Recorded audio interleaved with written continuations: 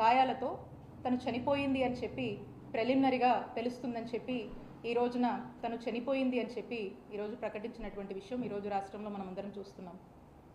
అంటే ఒక్కసారి ఆలోచన చేయండి, 6 రోజుల కింద ఇచ్చినటువంటి కంప్లైంట్ ఆ టైంలో మిస్సింగ్ అని ఒక ఎస్టీ బాలిక ఇంటర్మీడియట్ చదువుతోంది, తను మిస్ అయింది అని చెప్పి బాధతో పోలీస్ స్టేషన్ని అప్రోచ్ చేస్తే పోలీసులు వాళ్ళ యొక్క ఇర్రెస్పాన్సిబుల్ వల్ల, వాళ్ళ యొక్క కేర్లెస్నెస్ వల్ల ఈ రోజున 6 రోజుల తర్వాత తిరిగి చూస్తే తను షీఈస్ నో మోర్, తను చనిపోయింది. పోలీసులు కనుక ఇంత శ్రద్ధ పెట్టున్నా, ఒక స్పెషల్ టీమ్స్ని దింపి ఆ మిస్సింగ్ అమ్మాయి కోసం ట్రేస్ చేసున్నా ఈ దారుణం జరిగేది కాదేమో. ఈరోజు ఏమాత్రం కూడా పట్టించుకోనటువంటి పరిస్థితుల్లో మనం చూస్తే ఆ అమ్మాయి ప్రాణాలతో లేదు, ఆ ఫ్యామిలీ ఆ అమ్మాయిని కోల్పోయింది. I convey my deep condolences to her family members. అంటే ఒక్కసారి ఆలోచన చేయండి, స్పష్టంగా లా అండ్ ఆర్డర్ ఫెయిలియర్. ఇది పోలీసుల ఫెయిలియర్ కాదా అని నేను అడుగుతా ఉన్నాను. ఇప్పుడు ఏమన్నా అడిగితే 100 కారణాలు చెప్తారు, 100 కారణాలు స్టార్ట్ చేస్తారు. ఎందుకు స్టార్ట్ చేస్తారంటే వాళ్ళు ఫెయిల్ అయ్యారు కాబట్టి. ఈ పోలీస్ యొక్క ఫెయిల్యూర్ని కప్పిపుచ్చుకునేందుకు చేసేటువంటి ప్రయత్నంలో భాగంగా అనేక సాకులతో, కారణాలతో వాళ్ళు ఇక మొదలు పెడతారు. ఇదొక్కటే కాదు, రాష్ట్రంలో ప్రతిరోజు ఈ ఏడాదిగా ఎక్కడో అక్కడ ఏదో ఒక సంఘటన, ఇలాంటివి ఏదో ఒక ఇన్సిడెంట్ జరుగుతూనే ఉన్నాయి. ఈ ఏటి మీద కూడా ఈ యొక్క కూటమి ప్రభుత్వానికి ఏటి మీద కూడా ఇంట్రెస్ట్ లేదు. వేటిని పట్టించుకుందామని కానీ, అదుపు తప్పిన లా అండ్ ఆర్డర్ విషయంలో ఈరోజు పోలీస్ స్టేషన్లకు వెళ్తే ఏంటి పరిస్థితి? ఈరోజు ఒక కంప్లైంట్ ఇచ్చిన ఒక సామాన్యుడు ఆ కంప్లైంట్ తీసుకోవాలన్నా, ఆ కంప్లైంట్ కన్సిడర్ చేయాలన్నా ప్రతి చోట ఎమ్మెల్యే ఆఫీస్ నుంచి చెప్తే కానీ ఆ పోలీస్ స్టేషన్లో ఆ కంప్లైంట్ని, సామాన్య ప్రజలు ఇచ్చేటువంటి ఆ కంప్లైంట్ని కన్సిడర్ చేసే పరిస్థితి లేదు. ఈ కూటమి ప్రభుత్వం ఏర్పడ్డాక సామాన్యుడికి స్వేచ్ఛ లేదు ఈ రాష్ట్రంలోని స్పష్టమవుతా ఉంది. ఇలాంటి పరిస్థితుల్లో ఎవరికి కూడా న్యాయం జరగట్లేదు. ప్రతి ఒక్కరూ సఫరర్సే, ప్రతి ఒక్కరూ విక్టిమ్స్గా ఈ కూటమి ప్రభుత్వం వచ్చాక ఈరోజు అల్లాడిపోతున్నారనేది స్పష్టం చేస్తూ ఉన్నాం. ఇన్ని జరుగుతున్నాయి. ఈరోజు చెప్తుంది ఒకటి, ఈరోజు జరిగినటువంటి ఇన్సిడెంట్. ఇలా ప్రతి జిల్లాలో ప్రతిరోజు ఏదో చోట ఒక ఇన్సిడెంట్ జరుగుతుంది. ఈ అన్నిటి మీద ఏ రోజైనా ఈ కూటమి ప్రభుత్వం ఏ రోజైనా ఒక రివ్యూ చేశారా? ఒక రివ్యూ పెట్టుకున్నారా? ఈ జరుగుతున్న వాటిని ఎలా కంట్రోల్ చేయొచ్చు, ఏం చేస్తే బాగుంటుందని ఏదైనా ఒక ఆలోచన చేశారా? లేదు, చేయలేదు, చెయ్యరు. ఎందుకంటే మీకు కావాల్సిందల్లా డైవర్షన్ పాలిటిక్స్. ఎందుకు మీరు చెయ్యరంటే మీలో నిజాయితీ లేదు. మీలో నిజాయితీ ఉంటే, మీలో పని చెయ్యాలి, ప్రజలకు మేలు చేయాలి అనేటువంటి ఒక ఆలోచన ఉంటే, మీ పోలీసు వ్యవస్థని, ఇన్స్టిట్యూషన్స్ ఏ విధంగా ఫంక్షన్ అవ్వాలి, ఆ విధంగా ఫంక్షన్ అవ్వాలి అనేటువంటి ఒక ఆలోచన మీకుంటే మీరు చేసి ఉండేవారేమో. కానీ అది లేదు. ఎందుకంటే ప్రస్తుతం మీకు కావాల్సిందల్లా డైవర్షన్ పాలిటిక్స్. దాని మీదే మీ ఫోకస్ ఉంది. అది ఎంతలా ఉందంటే ఆ డైవర్షన్ పాలిటిక్స్ రీసెంట్గా మనం చూసాం. సాక్షి డిబేట్లో ఒక జర్నలిస్ట్ వాళ్ళు మాట్లాడే భావంగా ఏదో మాట్లాడారు. ఆ మాట్లాడిన దాన్ని తప్పని చెప్పి, ఖచ్చితంగా మేమందరం కూడా తప్పని చెప్తున్నాం. ముమ్మాటికి అతను మాట్లాడింది తప్పు, అతను మాట్లాడింది తప్పని సాక్షి తన వివరణ ఇచ్చింది. ఆ జర్నలిస్ట్ మాట్లాడినటువంటి మాట తప్పని వైఎస్ఆర్ కాంగ్రెస్ పార్టీ అతని మాటలు తప్పని చెప్పి ఒక ప్రకటన కూడా ఇచ్చింది. నా వ్యక్తిగత అభిప్రాయం కూడా, అతను మాట్లాడినటువంటి మాటలు ముమ్మాటికి తప్పే. దీన్ని మేము సమర్థించట్లేదు. అయినప్పటికీ కూడా ఒకవైపున సాక్షి తప్పని చెప్తుంది, వైఎస్ఆర్ కాంగ్రెస్ పార్టీ తప్పని చెప్తుంది, మేమంతా కూడా తప్పని చెప్తూ ఉంటే ఇదేది పట్టనట్టు ఇందులో కూడా టీడీపీ వాళ్ళు రాజకీయాన్ని వెతుక్కొని అటు సాక్షిని తప్పుపడుతూ వైఎస్ఆర్ కాంగ్రెస్ పార్టీని తప్పుపడుతూ మా నాయకుడు జగన్మోహన్ రెడ్డి గారిని ఇందులోకి లాగుతూ మా భారతమ్మను ఇందులోకి లాగుతూ ఇందులో రాజకీయం చేసేటువంటి ప్రయత్నం చేస్తున్నారు. మేము తప్పని చెప్పినా కూడా ఏమీ పట్టనట్టు ఇందులో రాజకీయం వెతుక్కొని చేస్తున్నారు. ఏమనాలి దీన్ని? మేము మా నాయకుడు జగన్మోహన్ రెడ్డి గారికి మా భారతమ్మకు ఈ జర్నలిస్టు మాట్లాడినటువంటి మాటలకు సంబంధం ఏంటని నేను అడుగుతా ఉన్నాను.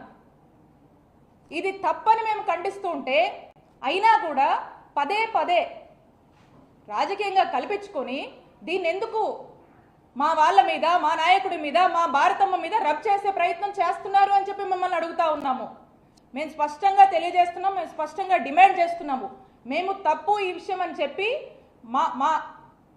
మా సాక్షి తరఫున, మా సాక్షి ఛానల్ తరఫున, వైఎస్ఆర్ కాంగ్రెస్ పార్టీ తరఫున మేమందరం కూడా తప్పని చెప్తూ ఉన్నాము.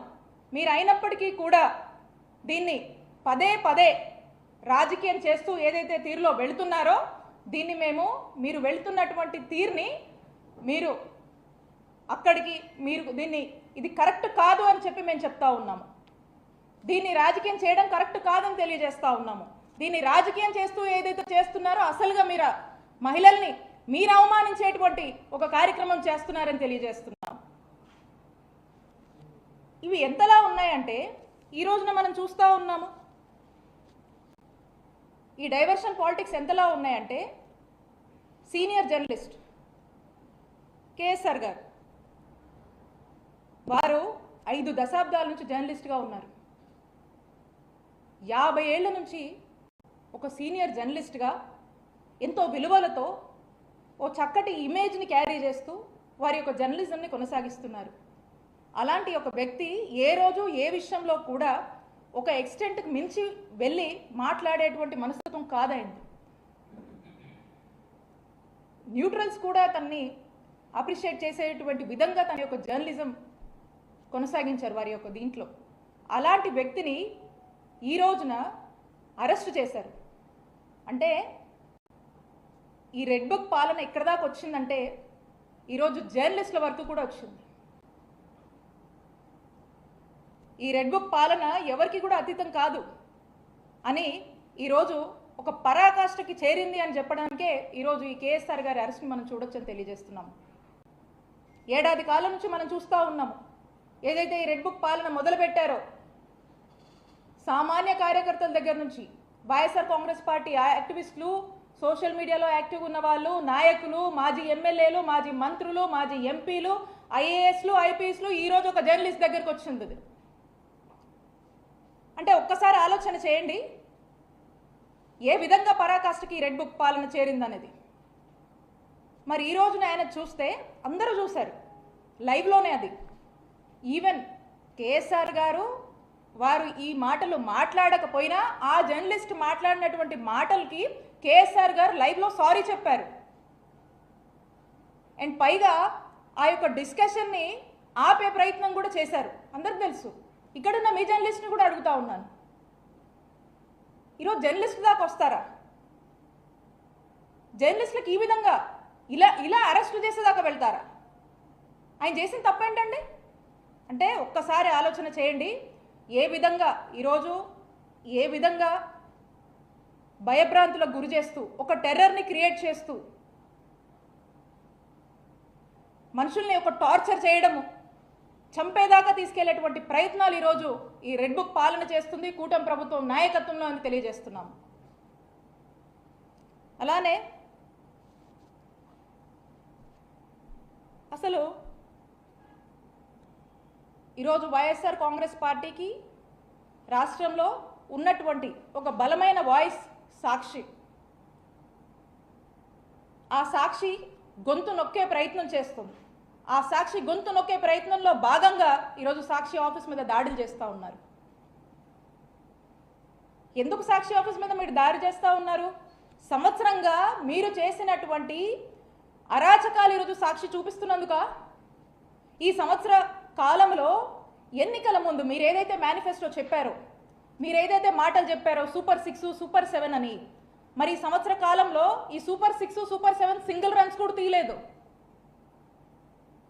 అట్టర్ ఫ్లాప్ అయింది ప్రజల్లో. దీన్ని మీరు చెప్పినటువంటి మాటలు, మీరు ఇచ్చినటువంటి హామీలు, మీరు ఊదరగొట్టినటువంటి సూపర్ 6 సూపర్ 7 వల్ల మీరు మీ మాట మీద నిలబడండి. దీనివల్ల ఈ సెక్టార్ ఆఫ్ ప్రజలు ఇబ్బంది పడుతున్నారు. ఈరోజు రైతులు రోడ్డెక్కారు, ఈరోజు పొగాకు ధర లేదు, మిర్చి రైతులు ఏడుస్తున్నారు, ఈరోజు ఆరోగ్యశ్రీ సరిగా పని చేయట్లేదు, ఎంతో మంది ప్రాణాలు కోల్పోతున్నారు. ఈరోజు ఉన్నటువంటి పరిస్థితుల్లో నిరుద్యోగులు రోడ్డెక్కారు, యువత ఇబ్బంది పడుతుంది, మహిళలకు భద్రత లేదు, మహిళలకు రక్షణ లేదు, సామాన్యుడికి భద్రత లేదు, సామాన్యుడు పోలీస్ స్టేషన్కి వచ్చే పరిస్థితిలో లేరు, సామాన్యుడు ఈరోజు సంతోషంగా ఈ రాష్ట్రంలో బతికేటువంటి పరిస్థితి లేదు. చరిత్రలో ఎన్నడూ ఎప్పుడు లేనటువంటి విధంగా ఈరోజు రాష్ట్రంలో అరాచకాలు, ఇల్లీగల్ కేసులు, అరెస్టులు, జైళ్ల పాలు చేస్తున్నారు. ఆంధ్రప్రదేశ్ రాష్ట్రంలో ఈ విధమైనటువంటి ఒక చూడకూడనటువంటి పాలనని కూటమి ప్రభుత్వం వచ్చాక ప్రజలు చూస్తున్నారు, బాధపడుతున్నారు, ఏడుస్తున్నారు అనేటువంటి విషయాల్ని మీరు చెప్పిన సూపర్ 6, మీరు ఇచ్చిన సూపర్ 7 మీద నిలబడండి, అమలు చేయండి, ప్రజల్ని సంతోషంగా చూసుకోండి, ప్రజలు ఇబ్బందుల్లో ఉన్నారని టీవీ చూపిస్తున్నందుకు ఈరోజు సాక్షి గొంతు నొక్కే ప్రయత్నం చేస్తూ సాక్షి టీవీ మీద ఈరోజు దాడులు చేస్తూ ఉన్నారు. ఇది మనం డెమోక్రటిక్ సిస్టంలో ఉన్నాము. ఈ సిస్టంలో ఇలానేనా మనం నడుచుకోవాల్సింది? ఇలాంటి గవర్నెన్సా మనం ప్రజలకు ఇవ్వాల్సింది? ఇలాంటి ఒక చెప్పకూడని, వినకూడని, చూడకూడనటువంటి పాలనని ఈరోజు ఆంధ్రప్రదేశ్ రాష్ట్ర ప్రజలకు అందిస్తున్నందుకు ఒక్కసారి ఆలోచించుకోవాలి. కూటమి ప్రభుత్వం వాళ్ళ గ్రాఫ్ ఎక్కడికి పడిపోయిందో, సంవత్సరంలో భారతదేశంలో ఎక్కడ ఏ రాష్ట్రంలో రానటువంటి అసంతృప్తిని కానీ వ్యతిరేకతను కానీ మూటగట్టుకున్నటువంటి పార్టీగా, మూటగట్టుకున్నటువంటి ప్రభుత్వంగా ఈ కూటమి ప్రభుత్వం మిగిలిపోతుందనేటువంటి విషయాన్ని వాళ్ళు తెలుసుకోవాలి అని తెలియజేస్తున్నాను. ఈ విధంగా మరి చేస్తూ ఇదే కాదు, ఎక్కడ చూసినా, ఏ జిల్లాలో చూసినా ఎన్ని అన్యాయాలు జరుగుతున్నాయి, ఎన్ని అక్రమాలు జరుగుతున్నాయి, ఎన్ని అరాచకాలు జరుగుతూ ఉన్నాయి. మొన్న మనం చూసాము, వెన్నుపోటు దినమని చెప్పి రాష్ట్ర వ్యాప్తంగా చాలా పెద్ద ఎత్తున కూడా ఒక 1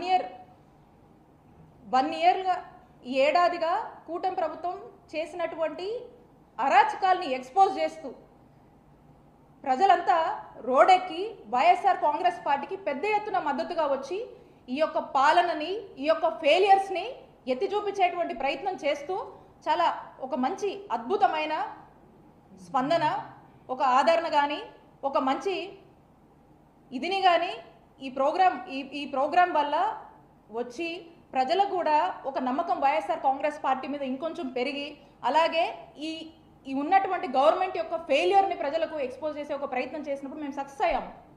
మరి ఇదంతా ఓర్చుకోలేక ఈ 1 ఇయర్గా వీళ్ళు ఏం చేయలేదు కాబట్టి, డైవర్షన్ పాలిటిక్స్ చేయాలి కాబట్టి, డైవర్షన్ పాలిటిక్స్ని ఎంచుకొని ఏదో ఒక అంశాన్ని రాజకీయం చేస్తూ, అందులో రాజకీయాన్ని వెతుక్కుంటూ డిఫేమ్ చేసి, వైఎస్ఆర్ కాంగ్రెస్ పార్టీని డిఫేమ్ చేసి, వాళ్ళ యొక్క వస్తున్నటువంటి చెడ్డ పేరు ఏదైతే వస్తుందో దాన్ని ఇది చేసుకునేటువంటి ఒక ప్రయత్నంగా ఈ రకమైనటువంటి డైవర్షన్ పాలిటిక్స్ చేస్తూ ఉన్నారు.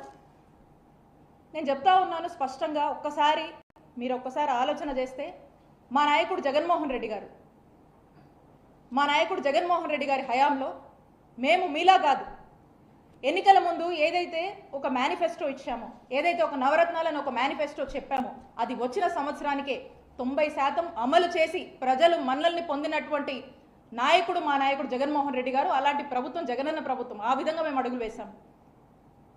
ఇందాక చెప్పినట్టు చూసుకుంటే మా హయాంలో, మా జగనన్న పాలనలో జగనన్న మహిళా పక్షపాతి. జగనన్న మహిళల్ని ఫినాన్షియల్గా స్ట్రెంథన్ చేయడానికి ఎంతగానో పరితపించారు. జగనన్న ఉమెన్ని పొలిటికల్గా ఎంకరేజ్ చేయడానికి ఎంత తప్పించారో రాష్ట్ర ప్రజలు చూశారు. జగనన్న ప్రవేశపెట్టినటువంటి మేనిఫెస్టోలో 90% స్కీమ్స్ ఆల్మోస్ట్ ఉమెన్ సెంట్రిక్ స్కీమ్స్గా ఉండి ఉమెన్ని స్ట్రెంథన్ చేసే దిశగా అడుగులు ముందుకు వేశారు. ఉమెన్ సెక్యూరిటీ కోసం పనిచేశారు, ఉమెన్ సేఫ్టీ కోసం జగనన్న పనిచేశారు. దిశ యాప్ లాంటివి తీసుకొచ్చి దిశ యాక్ట్ని కూడా అమలు చేయాలని ఏ విధంగా పరితపించారో చూశారు. దానికి చివరిగా మళ్ళీ మీరే పుల్లలు పెట్టి దిశ యాక్ట్ని అవనీయకుండా మీరే అడ్డం పడ్డారు. బట్ అయినప్పటికీ దిశ పోలీస్ స్టేషన్లని మహిళలకు సంబంధించి అనేక ఇనిషియేటివ్స్ తీసుకొని రాష్ట్రంలో ఈ జనరేషన్కి మహిళలకు సంబంధించినటువంటి అంశాల్లో ఒక సోషల్ రిఫార్మర్గా జగనన్న ఎంత పరితపించారో ప్రతి ఒక్క మహిళ, ఈ రాష్ట్రంలో ప్రతి ఒక్క మహిళ మర్చిపోలేదు, గుర్తుపెట్టుకున్నారు. అలాంటి ఒక గొప్ప వ్యక్తి, అలాంటి మహిళా పక్షపాత అయినటువంటి మా నాయకుడు జగన్మోహన్ రెడ్డి గారి మీద మీరు రాజకీయాలు చేస్తారా? వాళ్ళ యొక్క కుటుంబాన్ని లాగుతారా? ప్రజలన్నీ గమనిస్తున్నారు. నేను ఒక్కటే చెప్పదలుచుకున్నాను, ప్రతి ఒక్కరము విక్టిమ్సే. ఈ రోజున వైఎస్ఆర్ కాంగ్రెస్ పార్టీలో యాక్టివ్గా పనిచేశామంటే ఇంక్లూడింగ్ నాతో సహా మేమంతా కూడా విక్టిమ్సే, మేమంతా కూడా సఫరర్సే. అనేక ప్లాట్ఫామ్స్లో మీరు మమ్మల్ని ఇబ్బంది పెట్టినటువంటి తీరు మమ్మల్ని ఎంత బాధించుంటుందో, మా కుటుంబాలను ఎంత బాధించుంటుందో. మీకు ఫ్యామిలీస్ ఉన్నాయి, ఒక్కసారి ఆలోచన చేయాలి. కాబట్టి ప్రతి ఒక్క విషయాన్ని, మీరు చేస్తున్నటువంటి ప్రతి ఒక్క